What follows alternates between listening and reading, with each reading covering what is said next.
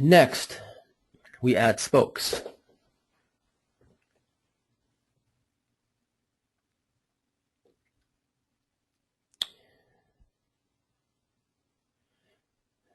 Now, whether we add these applications embedded on our website or we keep them completely separate,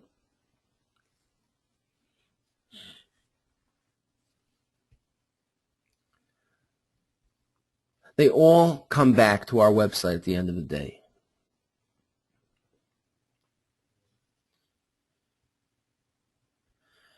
Twitter, and we're going to go counterclockwise. Twitter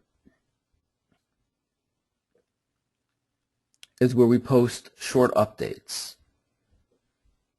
So say we have a blog on our website and we just posted a great editorial about some research that was done on a topic that interests our constituents, our social media constituents.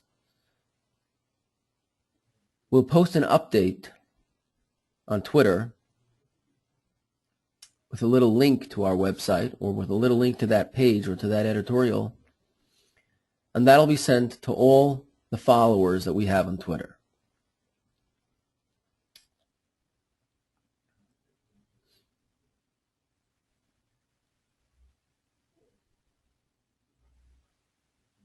Once we have our constituents on our website, we may want to embed a little YouTube clip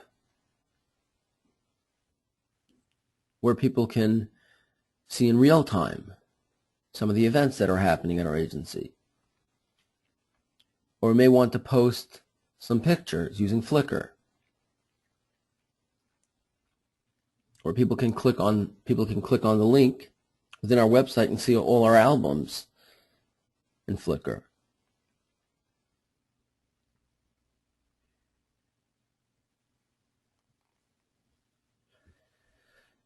Next, we'll have email.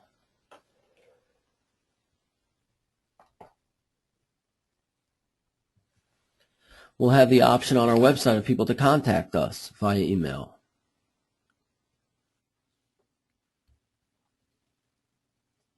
People can contact us about volunteering. People can contact us about support, donations, etc. via email.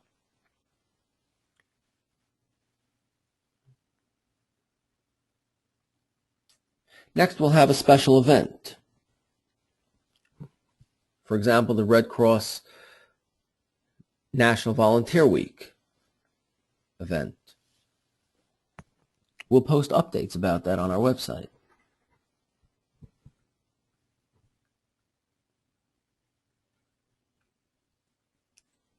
Next, we'll have media. Whether it's pictures, news, editorials, those will be posted on our website.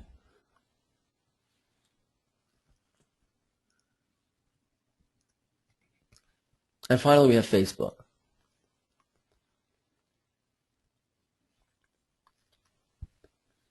Where typically we'll have a link on our website where people can join us. People can join our community on Facebook.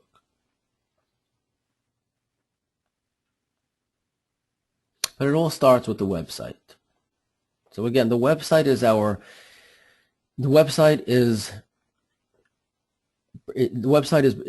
is dominated by our own internal agency culture. Then we try to bring the world in to our world. We try to bring the outside world into our agency's world using Twitter, YouTube, and Flickr, email, Facebook, posting media of interest, and posting special events of interest to the outside world. But these spokes, quote unquote,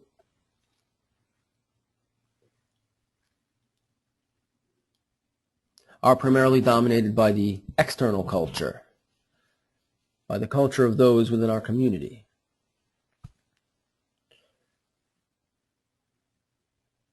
and by what they believe in and what they're passionate about.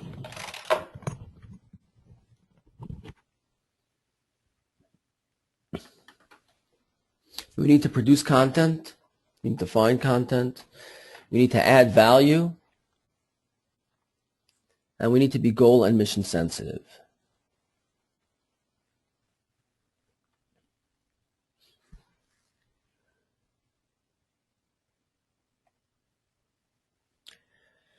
Content is king.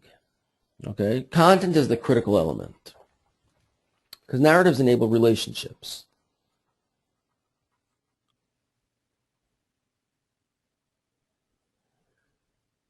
Everything you do, everything we read, everything we view is a story.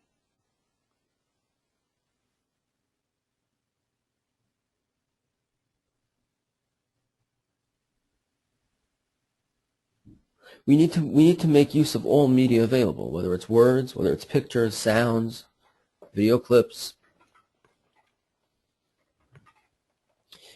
And then we need to let the web work for us. We need to let all these social media applications work for us.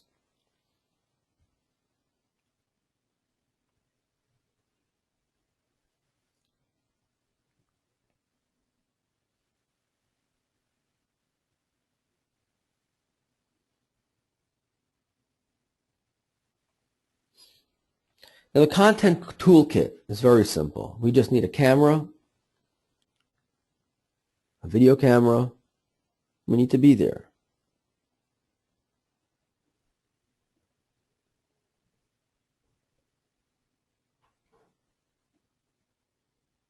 Because everything we see, we view, or we read can theoretically be a story to help initiate, develop, and strengthen relationships.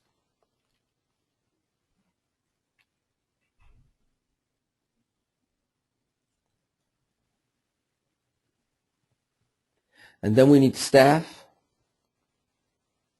we need volunteers, and we need participants.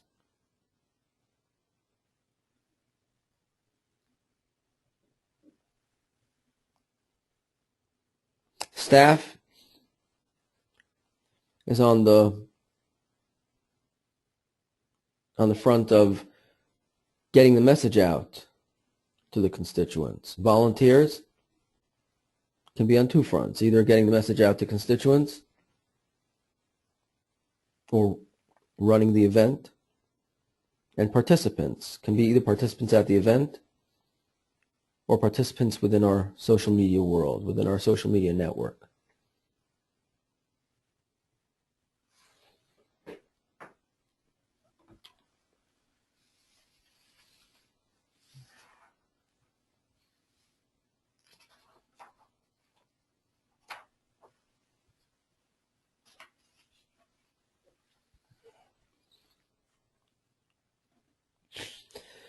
Now, it's important to remember that follower numbers aren't important. Say, for example, Twitter, okay? Say we only have 500 followers, okay? And then we look at, say, the American Cancer Association. We see that they have roughly 2 million followers. And we think to ourselves,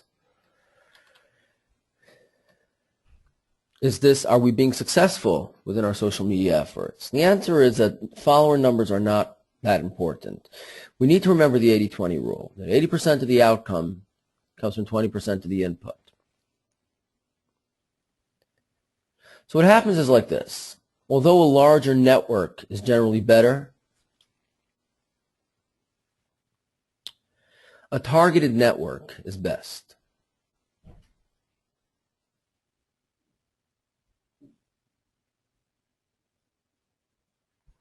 We need to be mission-driven and culturally sensitive.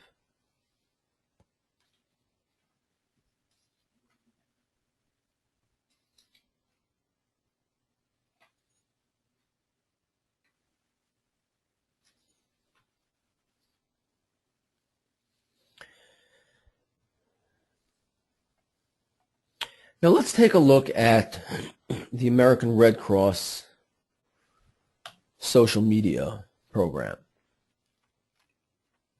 Okay, some of the highlights of the American Red Cross are as follows. First of all, there's clear information and calls to action.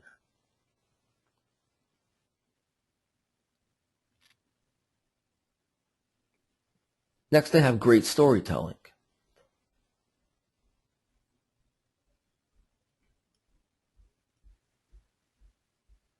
They're consistently adding value while confirming passion. And they cross-purpose content very sensitively.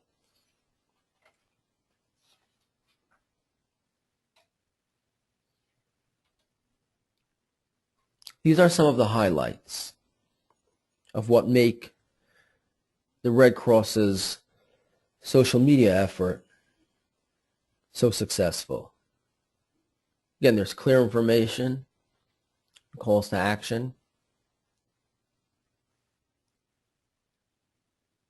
whether it's in the form of announcing the National Volunteer Week,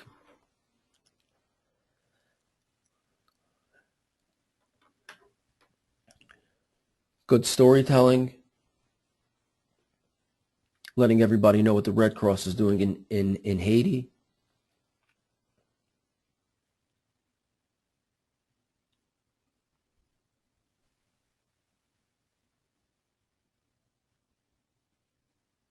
adding value while confirming passion. They know where their constituents are. They know who their constituents are. They know what their constituents' passions are. And they use the American Red Cross programs and efforts to add value to the Red Cross itself, and at the same time confirming their constituents' passions. And they cross-purpose content very sensitively.